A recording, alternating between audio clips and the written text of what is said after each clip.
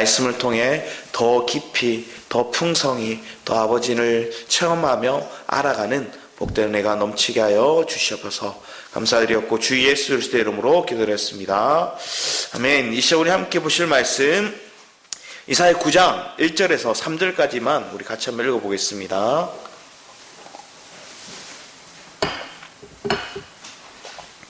이사야서 9장입니다. 이사야 9장 1절에서 3절까지 한 목소리로 같이 읽도록 하겠습니다. 이사야 9장 1절에서 3절 같이 읽도록 하겠습니다. 시작. 전에 고통받는 자들에게는 흑암이 없으리로다. 옛적에는 여호와께서 스불론 땅과 납달리 땅이 멸시를 당하게 하셨더니 후에는 해변 길과 요단 저쪽 이방의 갈릴리를 영화롭게 하셨느니라.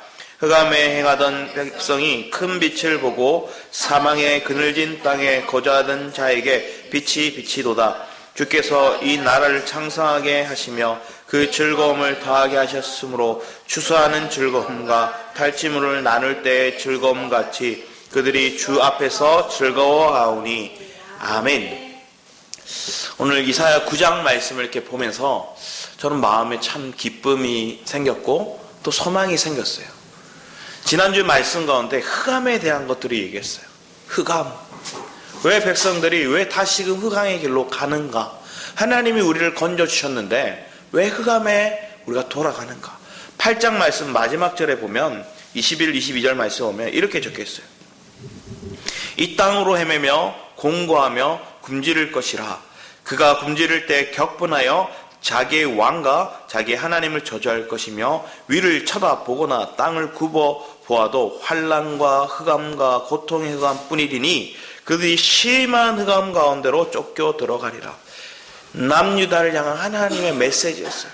고통이죠. 아픔이죠. 비극이죠.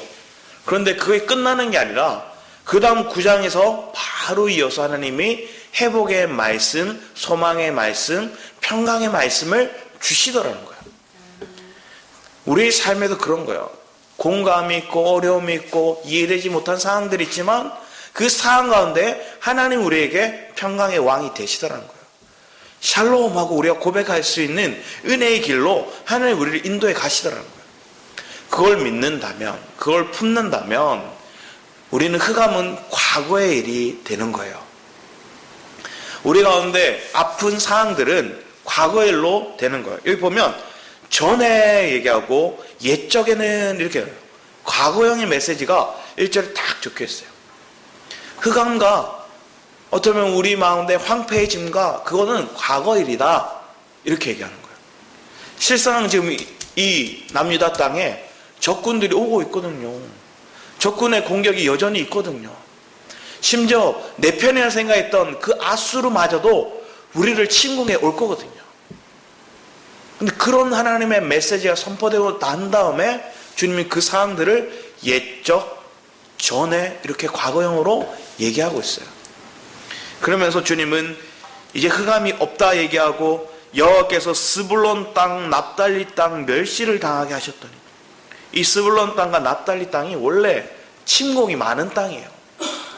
그래서 저 북방에서 이방 나라들이 공격하면 납달리 땅을 점거해요. 그러니까 이 땅들은 뭐 할까요? 침략이 빈번하고요. 그리고 그들이 탈취당하고요. 그리고 그 땅이 빼앗겨요. 그리고 더 심각한 건 뭘까요? 그들의 민족이 전통의 혈통을 이어갈 수 없을 정도로 혼탁하게 만들었던 그런 저주받은 땅이라 얘기하는 그 지역인 거예요. 왜? 북방에 있거든요. 북방 갈릴리 이렇게 얘기해요. 그런데 이 땅이 어떻게 바뀌었어요? 납달리 땅이 멸시를 당하게 하셨더니 후에는 해변길과 요단 저쪽 이방의 갈릴리를 영화롭게 하셨느냐. 저 해변 쪽이나 아니면 요단 저쪽 이방의 갈릴리 영화롭게 했다 이렇게 얘기하는 거예요. 이 말씀의 고백을 누가 하실까요? 예수님이 하세요. 우리 마태복음 4장 말씀을 볼까요? 마태복음 4장 말씀을 우리가 한번 보기 원합니다.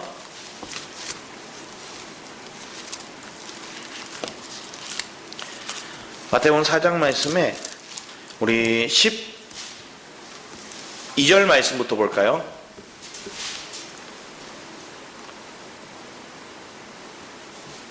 16절까지 같이 한번 읽어보겠습니다. 시작.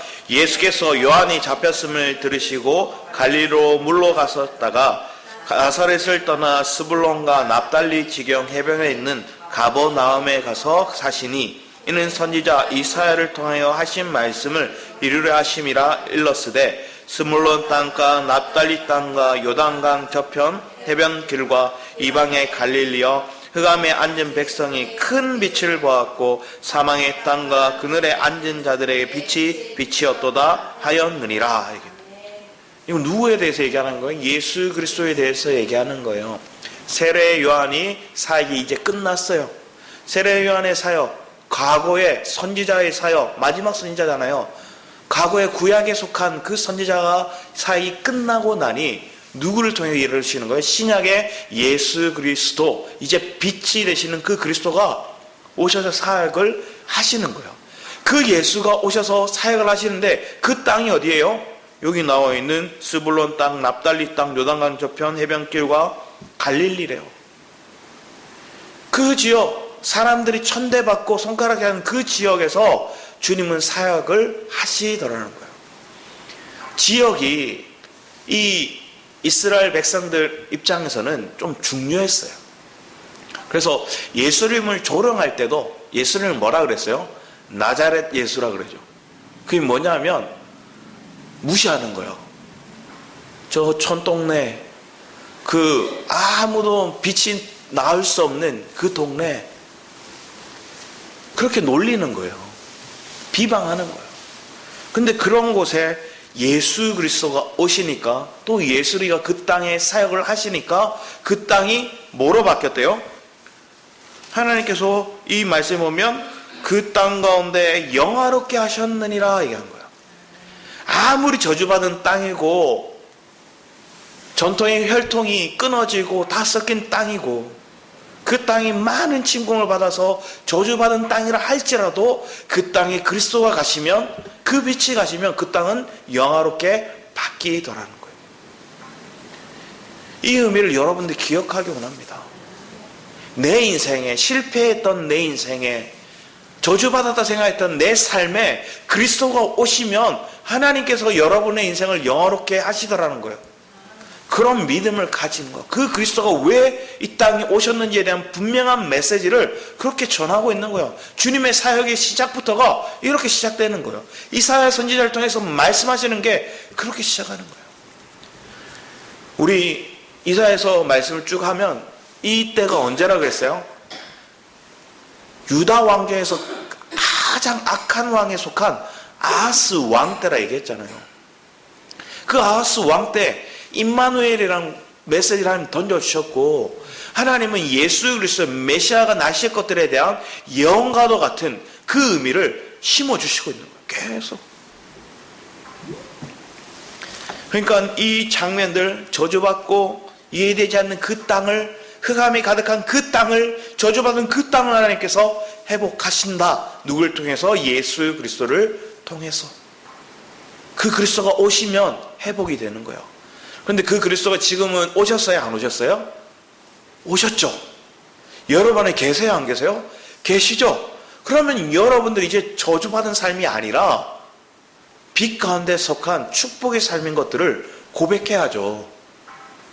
그런데 우리는 우리의 삶 가운데 객관적인 사건에 대한 그 메시지는 아멘으로 고백하면서 우리의 삶 가운데 주관적인 내 삶의 역사 속에서는 그 말씀을 믿지 않으려 하더라고요. 그 믿지 않는다는 건 뭐예요? 여전히 흑암 가운데 살고, 여전히 저주 가운데 살고, 여전히 패배의식 가운데 살아가는 게, 그게 주관적으로 그 그리스도를 내 안에 모시고 내 안에 적용하지 않고 살아가는 모습이더라고요.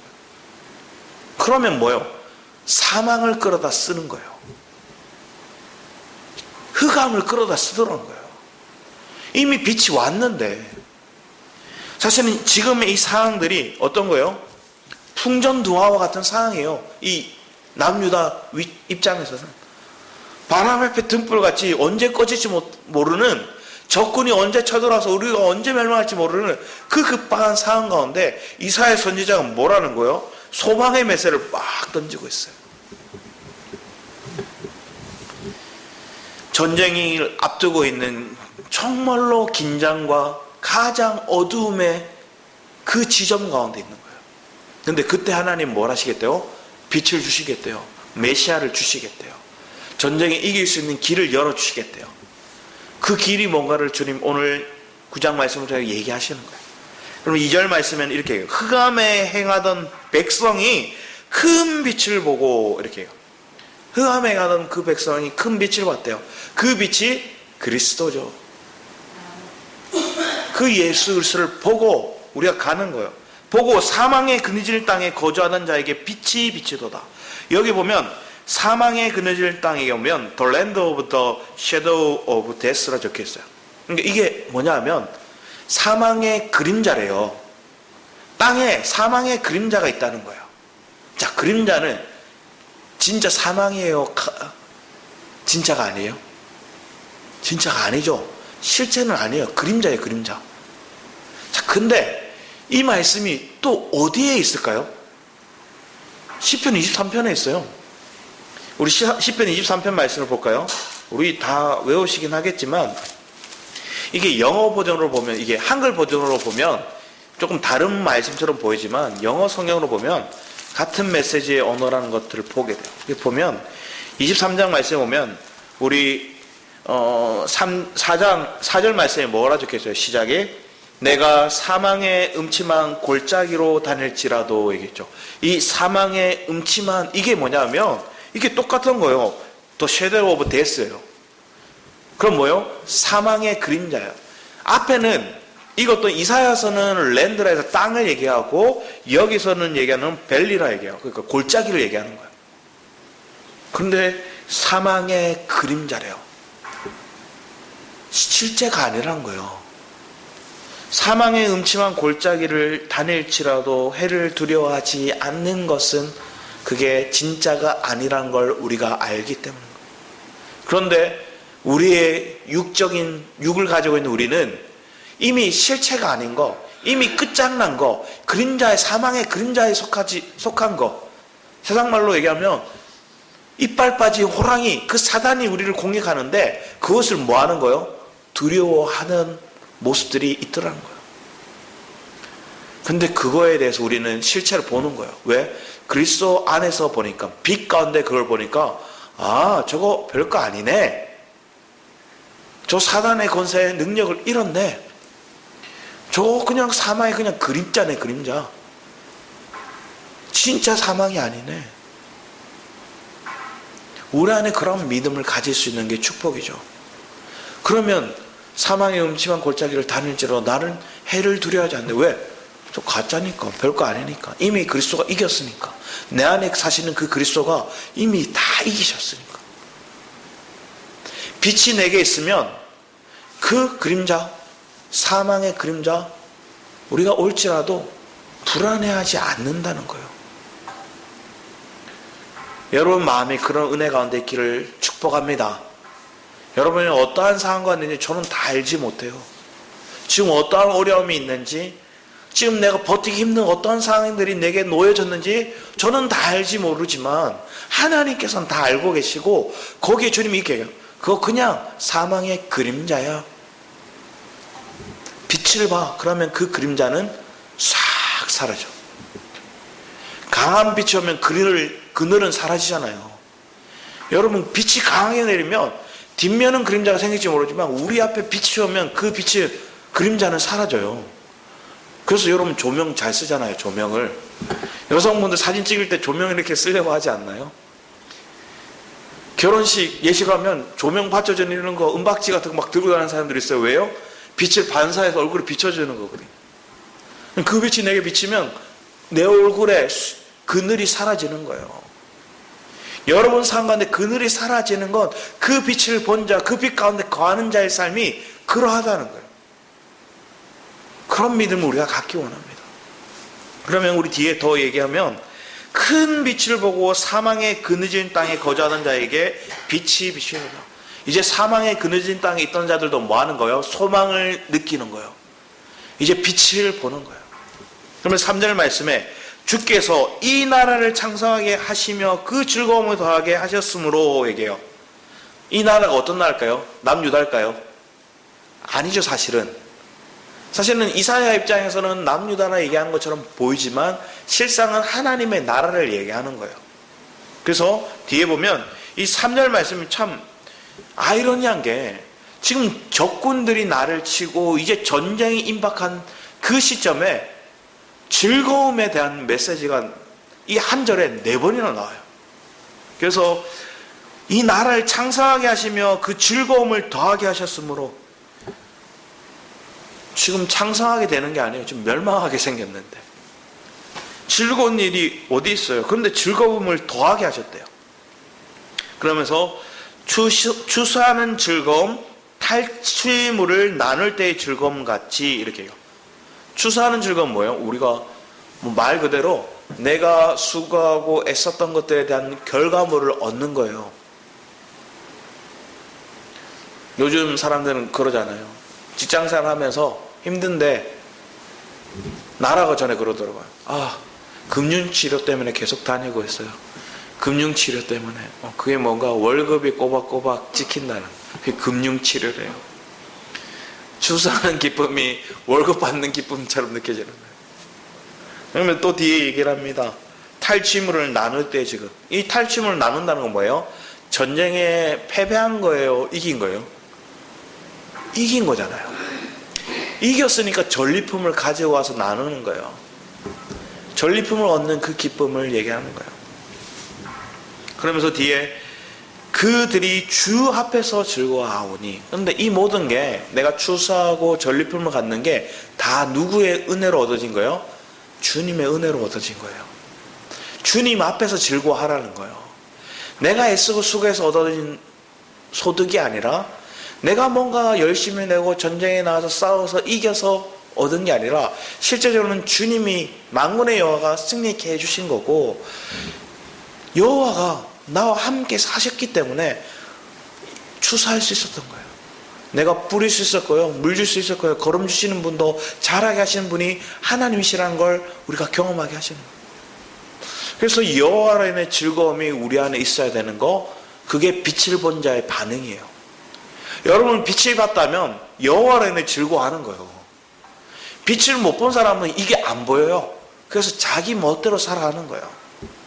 여호와를 빛을 본 사람은 주님 때문에 내가 승리했고 주님 때문에 추수할 수 있음에 대한 즐거움을 가질 수 있다는 거예요. 그런데 빛이 안 온 사람들은 그 즐거움이 없어서 다 자기 거예요. 움켜쥐는 거예요. 다 자기 거라 생각하는 거예요. 펴지지 않는 거예요. 그래서 그 사람은 주는 자의 기쁨도 몰라요. 왜? 하나님 내게 주셔서 흘러가게 하신다는 그 즐거움을 모르는 거예요.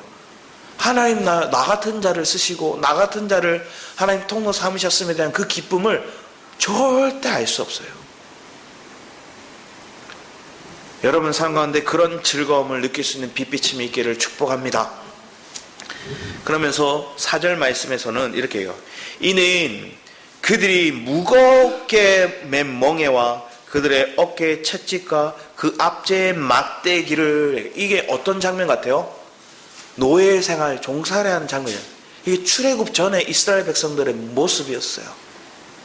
내가 예수 그리스도를 내 주로 모시기 전에 내가 세상과 사단의 종노를 하며 살던 내 모습이었어요.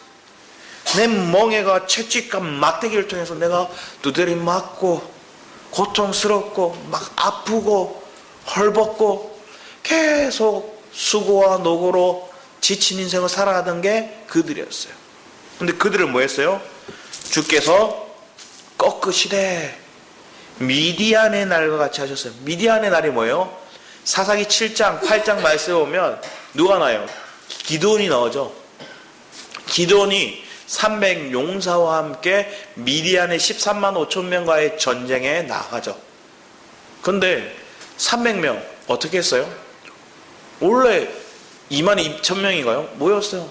주님 많다. 갈 사람 3만 2천 명이죠. 갈 사람은 가라 했더니 2만 2천 명이 가요. 그리고 주님 이것도 많대요. 10,000명 남았는데.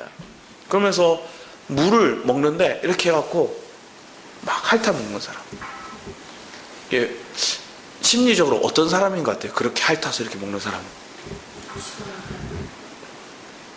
아무도 안 믿는 사람 같아요, 사실은. 불안감이 사실은 많은 사람일 수도 있어요. 하나님을 믿지만 아무도 안 믿는 사람. 그러니까 사주임 계속하죠. 그런 300명 데리고 전쟁에 가는데 주님은 항아리에 횃불을 넣고 한 손에 나팔을 들고, 하나님 뭐로 싸워요? 하나님 다윗처럼 물맷돌이라도 하나 주시지, 돌멩이라도 하나 주지. 하나님 뭐들은 횃불 하나 들고 나팔 들고 이 항아리에 횃불 들고 이거 뭐 하는 거예요? 지불놀이 하러 가는 것도 아니고 하나님 이게 뭐 하는 겁니까? 가요. 미디안의 진영에 가서 주님이 말씀하시되 나팔 불라니까 나팔을 불고 횃불을 막 드니까 뭐예요? 미디안에 있던 그 사람들이 13만 5천 명들이 거기 성경에 이렇게 적혀요. 친구들을 서로 칼로 쳤대요. 서로 쳤대요. 친구끼리 서로 칼로 쳐주겠대요. 그럼 이건 뭐예요? 기드온의 300역사가 전쟁에 싸운 거예요? 아니잖아요. 그냥 그들은 하나님 말씀에 그냥 순응하고 따라왔던 것 뿐이에요. 전적으로 하나님의 만군의 여호와가 어떻게 전쟁에 승리케 하시는지를 그들의 보게 하시는 거예요. 300명은 뭐 하는 거예요? 그냥 증인이에요, 증인. 한마디로 나팔수예요, 나팔수. 그걸 보고 내 안에 담겨진 이 빛이 그들에게 발할 수 있는 그 통로되는 그 300명을 하나님 부르신 거예요. 하나님 그런 놀라운 역사들을 그들을 통해서 이뤄가시고 선포하게 하시고 이루신 그 사건, 그 미디안의 날같이 하셨습니다. 놀라운 승리, 너희들의 한계 없는 승리. 이스라엘 백성들이 뭐 해가지고 자기들이 열심히 내가지고 애굽 사람과 전쟁을 해서 나왔나요? 자기도 한 거 없어요. 하나님께서 10가지 재앙을 그들이 어쩔 수 없이 가라. 그건 나왔어요. 보내놓고 속에 또 열불이 차서 바로가 또 군대를 보내요. 보내서 그들이 뒤쫓아와요. 그때 이 이스라엘 백성들은 그들과 맞서 싸웠나요? 분노했잖아요. 두려워했잖아요. 근데 주님이 홍해를 갈라서 건너게 하시고 그 홍해 이 애굽의 군사 그 병거들을 수장시켜 버리셨어요. 이 놀라운 승리, 이 전쟁은 다 하나님이 하셨다는 거예요. 이사야 선지자를 통해서 이 남유다와 오늘 우리에게 하신 말씀이 뭐예요? 전쟁은 하나님께 속한 것이니 두려워하지 마라. 네가 하는 게 아니라 내가 하는 거야. 내가 승리있게 할 거야. 그걸 봐. 그런 하나님은 너에게 말씀했다면 그 말씀이 반드시 이루어질 거야. 우리의 옛사람이 철저히 제거될 줄 믿습니다. 내 자아는 철저히 후패되어서 내 안에 그 영이 사실 줄 믿습니다. 그 영적인 전쟁, 그 내 안에 불안 요소를 제거하는 그 전쟁, 가나안 땅에 들어가서 7 족속을 몰아내는 그 전쟁이 우리 속에 일어나고 우리 교회 가운데 일어날 때 하나님 그 전쟁이 내가 하는 게 아니라 주님이 하신 것들을 신실하게 믿는 저와 여러분이 되기를 축복합니다. 5절 말씀에 이렇게 합니다. 어지러이 싸우는 군인들의 신과 피 묻은 겉옷이 불의 섭 가운데 살라지리. 이게 무슨 뜻일까요? 군인들의 신발과 피 묻은 겉옷이 불의 섭같이 잎사귀, 어떤 나무 잎사귀 같이 살라진대요. 지금 전쟁이 코앞에 있는데 이제 이건 뭐예요? 전쟁에 나갈 신발이나 그 의복이 필요치 않다는 것, 태운다는 것. 더 이상 전쟁이 없다는 걸 메시지하는 거예요. 이 말은 하나님은 우리에게 네가 더 이상 전쟁에 신고 나갈 신발과 겉옷을 입고 나가서 피 묻을 그 사건이 없이 그거 이제 다 벗어서 불태워버려라 얘기하시는 거예요. 그러면 6절 말에 이 한 아기가 우리 뭐예요? 주님은 전쟁에 승리케 하시겠다 얘기했고 더 이상 전쟁이 없겠다 얘기하셨는데 갑자기 뜬금없이 아기가 나온대요. 아기가. 여러분 전쟁과 아기가 이미지가 어때요? 이어지나요? 전쟁에 아기가 나가서 싸운대요. 아기가 오면 전쟁이 이긴대요. 우리 인간적인 생각으로는 전쟁을 아기가 어떻게 이겨? 이렇게 얘기할 수 있는 거예요. 그런데 그 한 아기가 예수 그리스도죠. 6절에 이는 한 아기가 우리에게 낳고 한 아들을 우리에게 주신 바 되었는데 그의 어깨에는 정사를 메었고 그의 이름은 기묘자라 모사라 전능하신 하나님이라 용전하시는 아버지라 평강의 왕이라 할지라. 이 한 아기, 이 아들의 이름이 그 자체예요. 그 성격이고 또 그 삶 자체고 능력 자체예요. 우리에게 다가오는 인격이고 우리에게 다가오는 능력 그 자체입니다. 그 이름 자체가. 근데 그 이름을 뭐라고 얘기해요? 먼저 기묘자라 얘기해요. 근데 이 기묘자를 영어 성경에 보면 원더풀 컨설러라 적혀있어요. 그건 뭐예요? 놀라운 상담가 이런 거예요. 놀라운 조언가 이런 뜻이에요. 예수 그리스도를 상징하는데 그분이 놀라운 우리의 조언가고 상담가고 그 말은 뭐예요? 여러분의 아픔, 여러분의 고초, 여러분의 문제를 다 풀어낼 수 있는 그것을 다 헤아리고 들어주고 그 문제의 길을 열어줄 수 있는 그 상담가가 주님이시라는 거예요. 그러면 또 뒤에 얘기하는 게 전능하신 하나님. 전능하신 하나님 뭐예요? 그분은 전능이에요. 전능. 그러니까 그분이 싸움에 나가면 이길까요? 질까요? 다 이겨요. 패배가 없어요. 전능하신 하나님. 그 주님이 우리와 함께 하시는 거예요. Mighty God 이렇게 적혀있어요. 그분이 나가면 옛날에 저는 그 만화 영화 볼 때 마이티 마우스라는 걸 봤어요. 진데 마이티 마우스예요. 그래서 그 지가 놀라운 힘을 가지고 모든 문제를 해결해줘요. 근데 우리의 삶 가운데도 하나님이 그 그리스도가 우리에게 그런 분이시라는 거예요. 그러면 뒤에 얘기합니다. 또 얘기하는 게 뭐냐? 그분을 영존하시는 아버지라. 아들인데 그리고 애기인데 그분이 뭐래요? 영존하시는 아버지래요. 이스라엘 나라의 이 시대 때 아버지란 단어는 뭘까요? 아버지는 전적인 보호의 대상이에요. 내 가족을 보호하는 대사, 나의 울타리 이런 게 아버지라는 단어의 의미 속에 담겨지는 거예요. 그런데 영존하시는, 영원히 존재하시는 아버지, 영원히 우리를 보호하시는 그 하나님에 대해, 그 아버지에 대해서 그 예수 그리스도를 상징적으로 우리에게 말씀하고 있는 거예요. 그리고 뒤에 또 마지막으로 얘기하는 것들이 이 평강의 왕, 이게 뭐야? 우리 샬롬 하잖아요. 샬롬. 평강의 왕은 우리의 삶 가운데, 평강은 언제 평강이 와요? 전쟁이 일어나면 평강인가요? 전쟁이 없어야 평강이죠. 또 우리 가운데 부족함이 있으면 평강인가요? 아니잖아요. 부족함이 없어야 샬롬 하는 거예요. 이러면 할 때마다 우리는 만나면 샬롬 샬롬, 평강이 너에게 있는가? 평강이 있습니까? 내 안에 그리스도가 있으면 그분이 나를 부족함이 없는 인생으로 이끌게 하시고 내 삶 가운데 더 이상 전쟁이 없게 하시는 거예요. 이미 이기신 전쟁, 승리하신 전쟁. 여러분 삶 가운데 이 말씀을 쭉 보면 결국은 그러면 기묘자요 전능하신 하나님이라 영존하시는 아버지라 평강의 왕이라 누가? 예수 그리스도가 그렇다는 거예요. 그분이 여러분의 삶 가운데 지금 여러분의 삶을 이끌어가고 있음을 여러분들이 받아들이고 믿음으로 고백하고 날마다 그 주님을 호흡할 수 있는, 그분을 양식으로 먹을 수 있는 저와 여러분이 되기 원합니다. 우리 어디죠? 고린도 전서 11장인가요? 고린도 11장 말씀에 보면 성찬에 대한 말씀을 얘기하죠.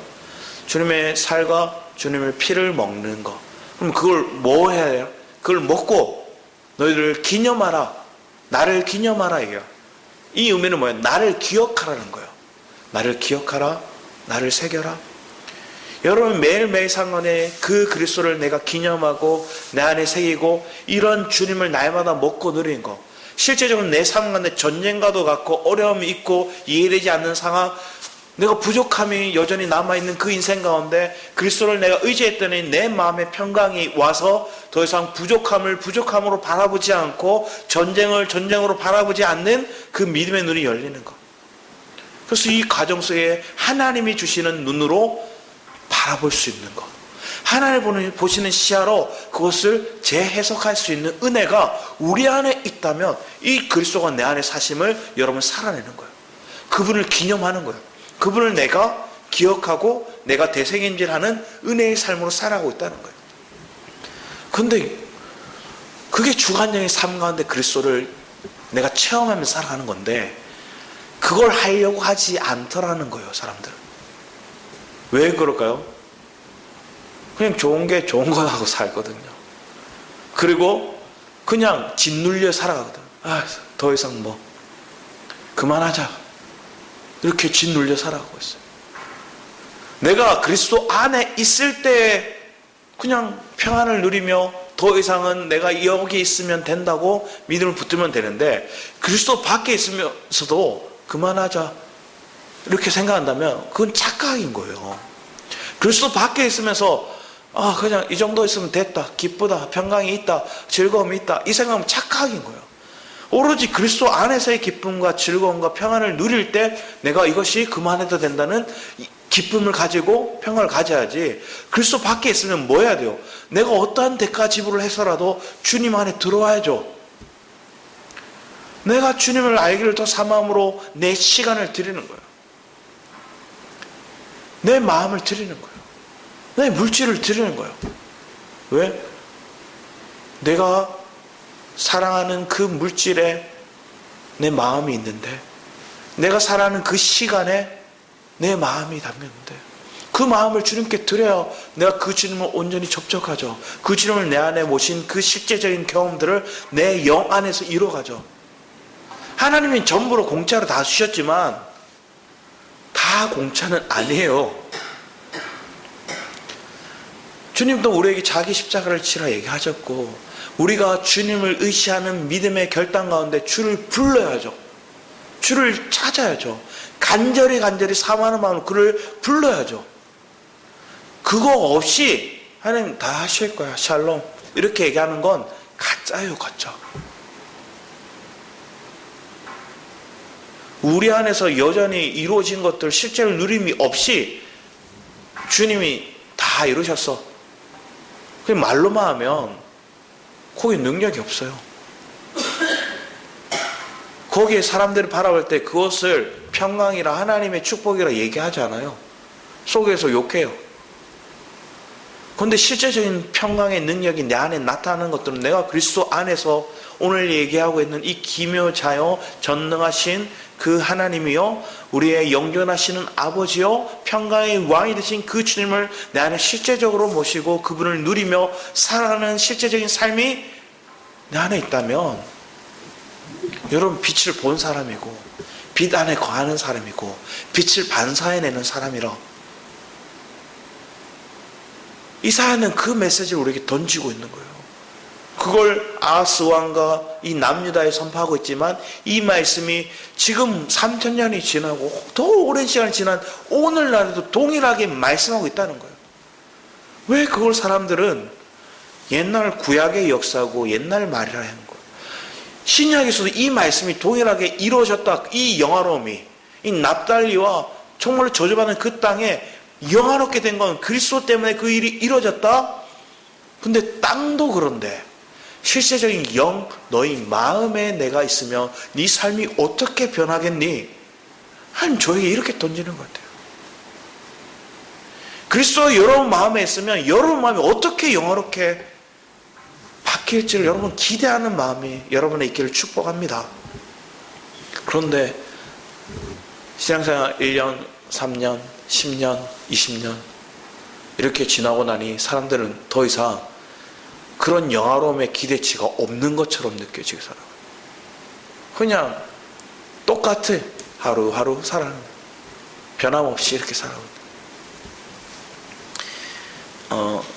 제가 한 책을 봤는데 엄마의 행복 연습인가? 그런 책이에요. 그 책에 보면 이런 내용이 적혀있더라고요. 하루에 우리가 6만 개의 생각을 한대요. 한 사람이 하루 동안 6만 개 정도의 생각을 한대요.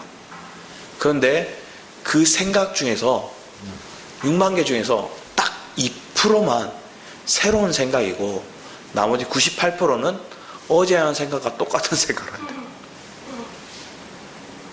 점심 뭐 먹을까? 애들은 뭐 하고 있을까? 뭐 이런 똑같은 생각. 그러면 우리는 마음 어떨까요? 매일 똑같은 생각을 하고 살아가다 보면 우리는 그 생각이 나를 공허하게 만들기도 하고 황폐하게 만들기도 하고 뭔가 지루하게 느끼기도 만드는 그 생각만을 하루 동안 계속 하는 거예요. 그런데 기묘자가 여러분 삶 가운데 계시고 여러분의 전능하신 그 하나님이 여러분의 삶을 주장하시면 매일매일의 삶 가운데 아침마다 새로운 그 삶을 살아가게 하시는 거예요. 오늘 나는 그리스도로 인해서 어떠한 삶이 내가 변화가 있을까? 오늘 동일한 일상인데 그 일상 속에서 하나님의 의미를 해석하게 되는 그 의미를 발견하는 거예요. 그래서 우리 엔돌핀이 있고 다이돌핀이 있다는 얘기 들어보셨죠? 이 엔돌핀보다 훨씬 좋은 게 다이돌핀이야. 근데 이 다이돌핀이 언제 나온다 그랬어요? 제일 많이 나온 사람들이 어떤 영적인 것들을 터치하거나 아니면 음악적인 지휘자들이나 이런 사람들에게 온대요. 목회자들이나 이 영감 같은 거 막 항월경에 처할 수 있는 그런 깨달음. 근데 그게 그리스도 안에서 이루어지는 거예요. 매일매일 일상이 똑같은데 똑같은 말씀을 오는데 이 말씀이 어제의 말씀과 오늘 말씀이 다른 거예요. 어제 알았던 말씀이 오늘 말씀과 달라서 재해석이 되는 거예요. 왜 하나님의 레마의 말씀을 깨닫게 하시면 이게 내 생각의 차원을 뛰어넘는 그 하나님의 놀라운 생각으로 내게 하나님 말씀해 주시거든요. 해석해 주시거든요. 상담해 주시거든요. 네 삶이 이러해서 이렇게 온 거야. 손바닥 박 치는 거. 바울처럼 놀랍다고 펜대를 이렇게 던지듯이 기도도 하고 막 던지듯이 여러분 삶에 이런 깊이 있는 체험과 삶이 우리 안에 있기를 축복합니다. 저는 놀랍게도 작년 안에 그걸 좀 많이 경험했던 시점들이 있었어요. 말씀을 전하면서도 그렇게 느낄 때가 있었고요. 말씀을 준비하면서 그럴 때가 있었어요. 작년에 수없는 말씀이 제게 주어졌어요. 그냥 일주일에 한 번 하던 게 2번이 되더니 2번 하던 말씀이 3번, 4번, 5번 이렇게 늘어나니까 매일 말씀을 봐야 돼요. 매일 말씀을 들어야 돼요. 매일 말씀을 기도하면서 주님 하고 묵상해야 돼요. 하나님 주시는 포인트가 있을 때는 와 이렇게 여러분 마음 가운데 그런 은혜들이 여러분 삶 가운데 있기를 원합니다. 그러면 여러분들은 젊게 사실 수 있어요. 여러분들은 날마다 청년같이 살 수 있어요. 왜? 주님이 여러분 마음을 날마다 리프레시 해줘서 다시 생성을 새롭게 해주시거든요. 그러면 여러분들이 잉태할 수 있는 은혜의 삶으로 바뀌어요. 아브라함과 사라가 잉태할 수 있는 몸으로 바뀌었어요.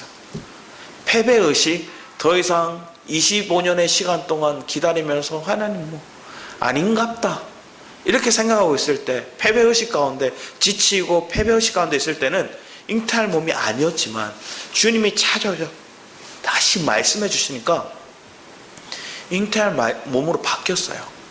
여러분 이 말씀을 그냥 육체적인 어떤 아이를 낳는 것을 얘기하는 게 아니라 여러분의 신앙생활을 그렇게 보는 거예요. 하나님 내게 처음 신앙할 때 주셨던 메시지, 약속의 말씀들이 있는데 한 해 지나고 열정 갔다가 2해 지나고 열심을 했다가 3해 지나고 아닌가? 4해, 10년쯤 지나니까 하나님 너무 하시네. 하나님 잊으셨는가? 15년쯤 지나니까 무덤덤. 20년 지나니까 그런 말을 언제 하셨는가? 그런데 다시금 주님 말씀 탁 주시니까 다시금 청년으로 다시금 뜨거운 마음으로 열정으로 막 회복되는 거예요. 그런 은혜가 여러분 가운데 있기를 축복합니다. 그 가정 속에서 여러분 나무와 풀과 집의 성분, 그 불이 여러분들에 와서 다 살라버려요. 죄악 가운데 속한 거 다 제거하는, 그게 연단의 가정이잖아요. 지금 하나님께서 이스라엘 백성들의 그 가정을 하시거든요. 예레미야 말씀에도 주님은 뭐라 해요? 5장 14절 말씀에 여호와의 말씀은 불이고 악행은 나무래요. 여러분 안에 나무와 풀과 집 성분은 악이에요. 근데 주님의 말씀이, 그 불이 여러분한테 임하니까 땅에 속한 거짓되고 썩어 없어질 것들은, 나무와 풀과 집 성분은 하나님 불태워버리시고 여러분 속에 심겨져 있던 그 그리스도가 다시금 연단을 받아 금과 은과 보석 성분으로 바뀌는 놀라운 역사들이 있을 줄 믿습니다. 그 일들 하나님 엘베드를 통해서 이루어 가실 텐데, 여러분 삶이 계속 한 대 맞고 두 대 맞고 하니까 이제 안 맞으려고 조용히 그냥 아무것도 안 하고 있는 경우가 있어요. 움츠려 들어서. 근데 말씀이 오면 다시 일어나면 돼요. 말씀이 여러분들 얘기하면 다시 어깨 펴시면 돼요. 그리고 평강을 회복하면 다시 선포하면 돼요. 내게 기묘자가 함께 계시나, 내게 전능하신 하나님 함께 하신다, 내 안에 영존하신 아버지가 함께 하신다, 평강의 왕이 나와 함께 하신다 선포하면서 가는 거예요. 뒤에 더 말씀을 보면 더 이렇게 얘기해요. 7절 말씀, 7절 말씀 같이 한번 읽어볼까요? 시작. 그 정사와 평강의 더함이 무궁하며 또 다윗의 왕자와 그의 나라에 군림하여 그 나라를 굳게 세우고 지금 이후로 영원히 정의와 공의로 그것을 보존하실 것이라. 만군의 여호와의 열심히 이를 이루시라.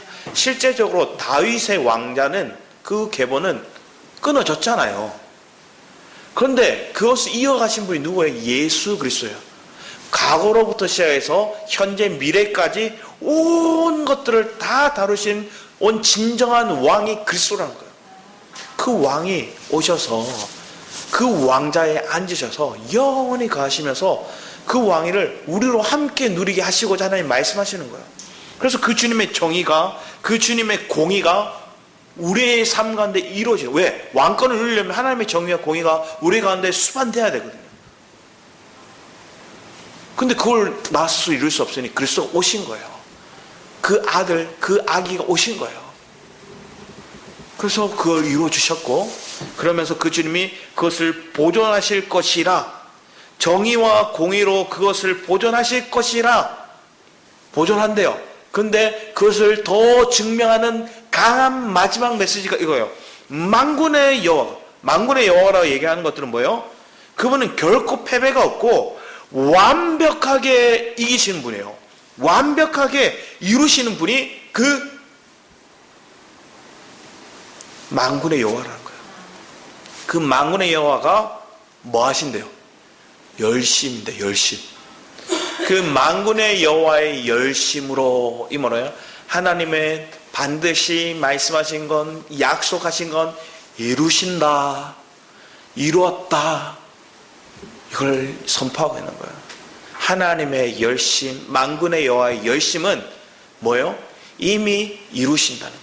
이루신 것만으로 끝난 게 아니라 우리를 이해시켜 주시고 우리를 누리게 하시고 그 삶을 우리를 통해서 증가하게 하시는 은혜의 삶으로 이끌어 가실 줄 믿습니다. 근데 그걸 믿는 자와 믿지 않는 자, 그래서 그 뒤에 8절 이하의 말씀은 그 말씀을 믿지 않는 자들의 삶은 황폐해지는 거예요. 그걸 쭉 얘기하고 여호와의 진노가 그들 가운데 쏟아지는 거예요. 여러분 삶을 점검해 보기 원합니다. 여러분은 진노의 자리에 있기 원하십니까? 하나님의 완성의 자리, 하나님이 이루시는 그 만군의 여호와의 열심을 여러분이 누리는 자리에 있기를 원하십니까? 그렇죠. 우리는 누린 자에 이미 있음을 믿습니다. 여러분들이 안 가려 해도 하나님 끌고 가시는 거예요. 왜? 하나님이 약속하셨기 때문에. 그래서 하나님의 그 열심이 여러분의 삶 가운데 있는 거예요. 그래서 하나님 열심이 있으니까 뭐 하는 거예요? 고난도 강한 열심으로 당하고 있는 거예요. 하나님의 불의 연단이 여러분 있는 이유는 하나님의 약속의 말씀을 반드시 이루시기 위한 가정 속에 있다는 거예요. 내 속에 있는 나무 성분이 태워져야 되니까. 내 속에 있는 이 나무와 이 악이 제거돼야 되니까. 그래서 전쟁이 다가오고 있는 거예요. 북이스라엘 침공과 아람의 공격과 아수르의 공격이 남유다를 향해 오고 있다는 거예요. 그런데 너희들이 이 여호와를 의지하고 믿으면 샬롬, 다 이긴다. 만군의 여호와가 너와 함께 하신다. 만군의 여호와의 열심으로 너희들 삶 가운데 미디안의 날과 같이, 저 출애굽의 날과 같이 하나님이 승리케 하시고 더 이상 너희가 전쟁에 나갈 신발과 겉옷을 입을 필요가 없는 그 은혜의 삶이 여러분 안에 있을 줄 믿습니다. 우리가 그런 믿음을 가졌다면 흔들리지 않기를 축복합니다. 우리 빌립보서 3장 4절 말씀을 볼까요? 새해가 되면 항상 이 말씀을 저는 봐요. 빌립보서 3장 4절 말씀인데,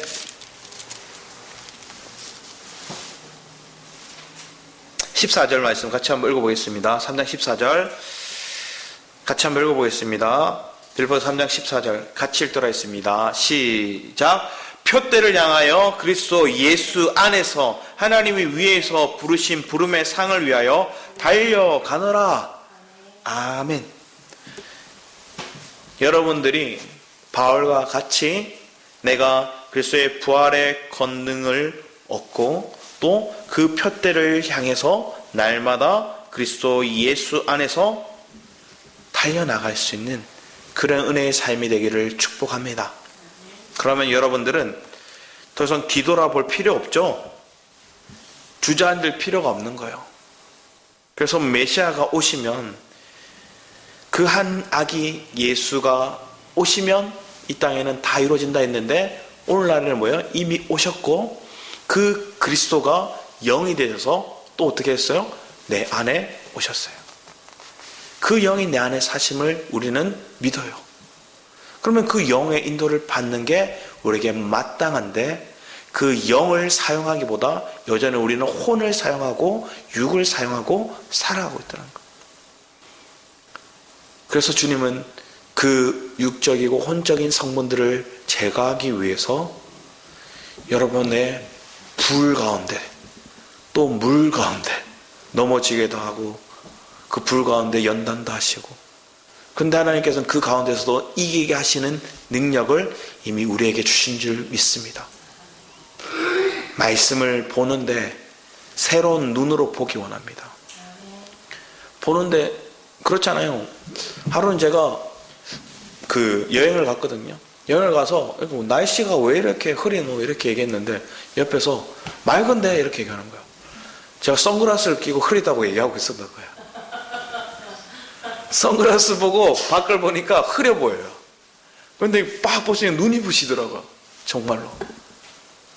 여러분이 육적인 눈을 벗어버리고 하나님 주시는 눈으로 다시 보면 이미 빛이 내 안에 와 있음을 보실 줄 믿습니다. 그럼 빛으로 한 걸 한 걸 함께 걸어가는 그 하나님의 열심을 우리가 믿고 우리가 목도하고 그것을 살아내는 저와 여러분의 삶이 되기를 축복합니다.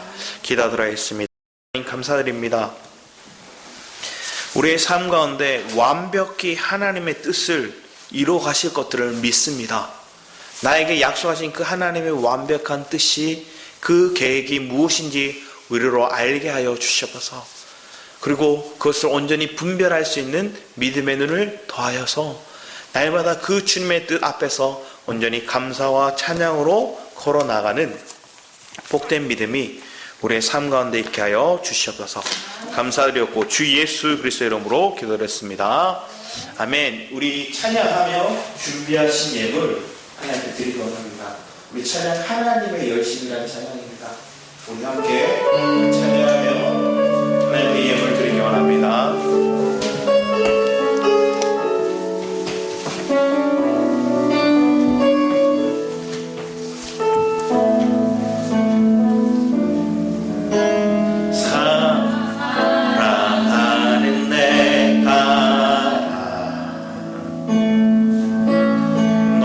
너의 창도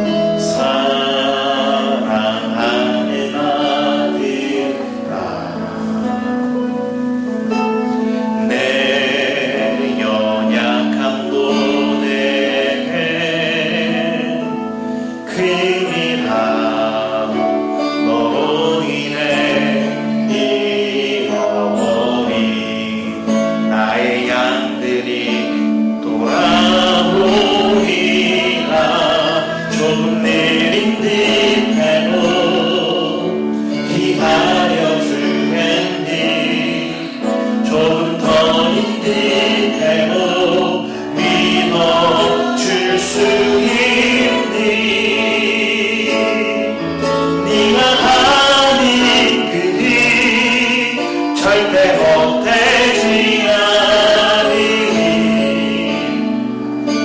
나와 함께 가자.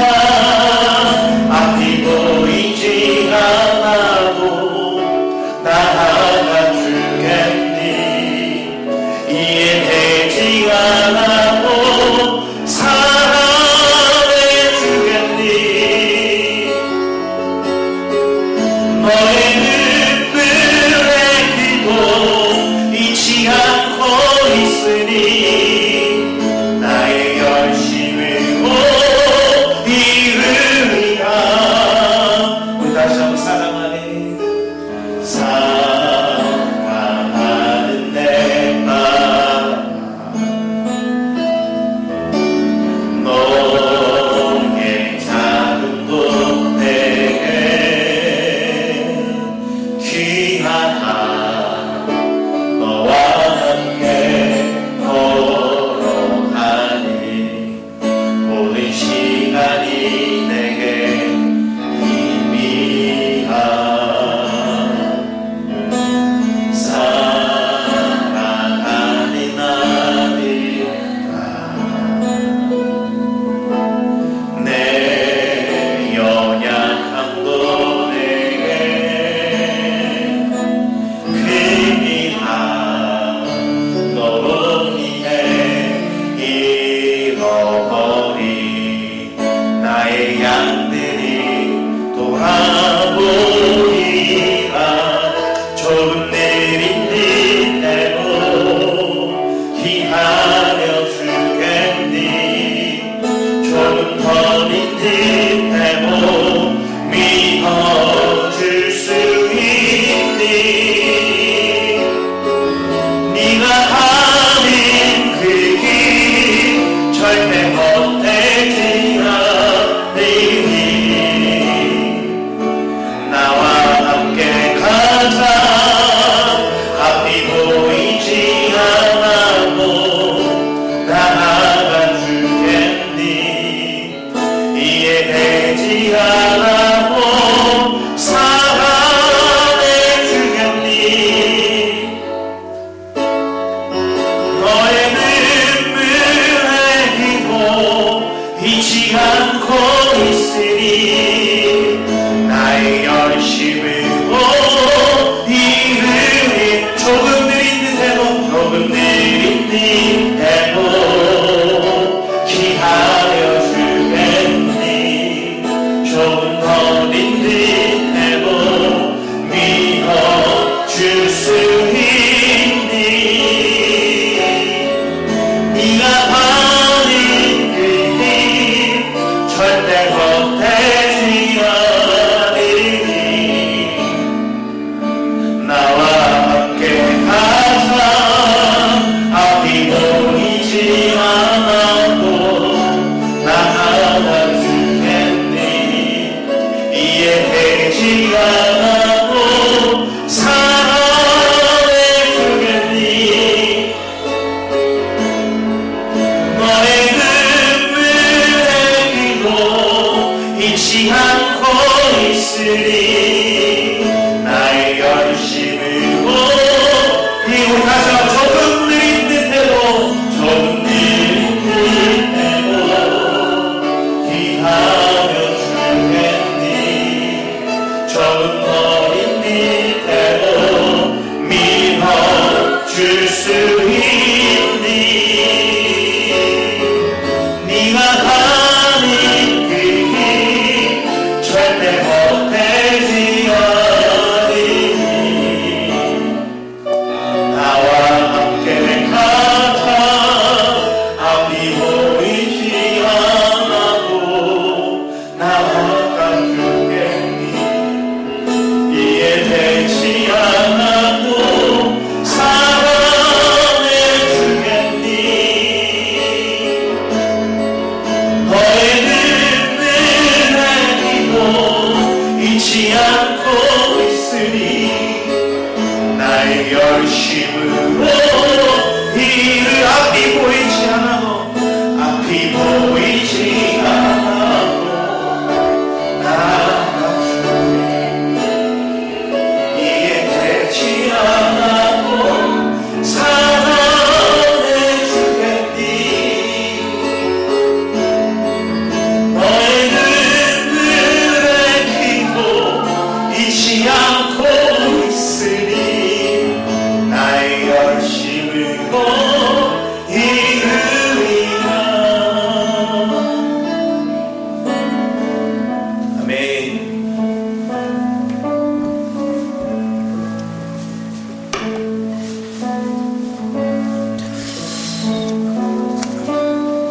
여러분의 삶이 앞이 보이지 않고 막막해 보이고 더 이상 주님 숨쉬기도 힘들고 깜깜한데요, 이런 고백이 나오신다면 주님께 귀 기울이러 엎드리기 원합니다. 주님의 음성이 내게 뭐라 얘기하시는지 듣기를 먼저 여러분 마음을 드리기 원합니다. 그러면 여러분들이 주님이 이해되지 않고 보이지 않고 잡히지 않고 뭐가 어떻게 해야 될지 모르는 가운데서도 하나님이 여러분의 있어야 될 위치에 있게 하시고 그 길에 거하게 하시고 그 길 가운데 여러분들 하나님 앞에 묵묵히 그 위치를 지킬 수 있는 은혜를 여러분에게 주시지 믿습니다. 여러분이 그런 이해되지 않는 상황 가운데 지금 놓여 있을 때 하나님의 열심이, 하나님의 역사가 이미 여러분 삶 가운데 행하고 있음을 보게 합니다. 우리는 더디고 우리는 느리고 우리는 조급하게 느껴질지 모르지만 하나님의 열심은 이미 일하고 있음을 믿기 원합니다. 오늘 이 말씀, 이사야서 말씀에 이 하나님의 열심을 믿는 사람은 저주의 길을 가지 않는, 그리고 오늘 이사야서 말씀했던 그 고백, 하나님 마태복음 4장에 얘기하시고 난 다음에 그 땅에 대한 메시지, 이 영화롭게 하신 그 땅에 대한 예수 그리스도가 오셔서 사역하신 그 말씀하시고 그 다음 뭘 하느냐? 제자를 부르고 가세요. 여러분이 함께 사역할 통로들, 그 사람들을 여러분 찾으시는 거예요. 그 사람들이 우리 엘베델 성도들이 될 줄 믿습니다. 그런 믿음 안에 하나님 나를 사용하시는, 나를 부르시는 그 하나님과 함께 동행하기를 제가 사모하는 마음으로 주를 찬양하고 기도하며 나가도록 하겠습니다. 주여!